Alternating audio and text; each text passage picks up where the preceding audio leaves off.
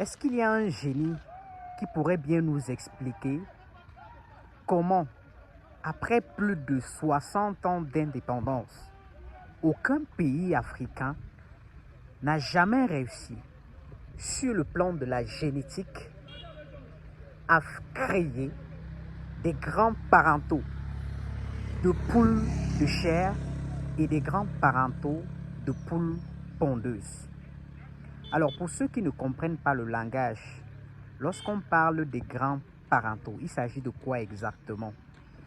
Alors, régulièrement, lorsque vous voulez produire du poulet de chair, vous allez acheter ce qu'on appelle les poussins d'un jour. Eh bien, pour obtenir ces poussins d'un jour, les entrepreneurs du secteur de l'élevage, ou bien plus précisément du secteur avicole, vont en Europe ou alors en Amérique faire ramener ce qu'ils appellent des parentaux, c'est-à-dire ils achètent des grands parentaux, voilà, qu'ils vont élever jusqu'à l'âge de 5-6 mois, qu'ils vont faire croiser pour obtenir des œufs fécondés bien évidemment, qui vont produire des poussins. Ce sont ces poussins-là qui sont vendus aux petits producteurs ou même aux gros producteurs. Voilà en fait le système. C'est pareil avec les poulets pondeuses.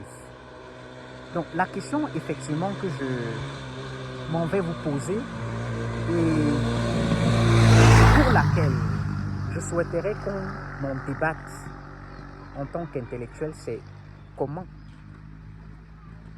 après plus de 60 ans, aucun pays africain n'a jamais réussi à mettre sur pied cette génétique-là qui nous permet d'obtenir des parentaux de poules de chair et de poules pondeuses. Qui peut nous expliquer ça? Parce qu'en réalité, ce qu'il faut savoir, c'est que le gros business qui est rentable, ce n'est pas la production et la vente du poulet de chair, comme on appelle couramment, ou bien des œufs, mais les entreprises qui se font des milliards, les entreprises qui se font, écoutez-moi bien, des milliards, ce sont ces entreprises-là qui ont réussi à développer cette génétique en laboratoire et qui mettent sur le marché des parentaux de poulets de chair et des parentaux de poules pondeuses. Est-ce que on ne pourrait pas se poser la question de savoir si l'Afrique a refusé le développement? Est-ce qu'on n'est pas à même de se poser cette question? Et si l'Afrique refusait le développement? Est-ce qu'on n'a pas des intellectuels capables de développer ces parentaux? Est-ce qu'on ne forme pas des généticiens au Cameroun, en Afrique? Parce qu'en réalité, c'est, je vais dire, la même réalité en Afrique, dans tous les pays africains. Je dis bien, c'est un business qui rapporte plusieurs centaines de milliards aux étrangers. Mais on peut aller plus loin. On peut aller plus loin. Même la génétique de ce que nous appelons couramment les poules locales, on ne réussit pas à développer. Je parle de ce qu'on appelle les poules Goliath. On ne réussit pas. On ne réussit pas. Les poules Goliath, il y en a les pantalonnés et autres. On ne réussit pas à le faire.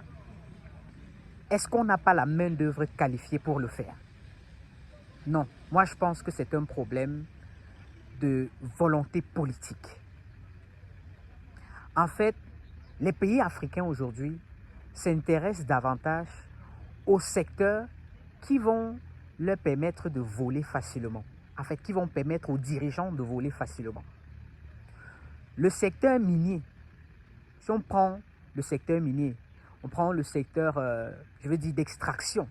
Prenons le pétrole. Où va l'argent du pétrole dans les pays africains?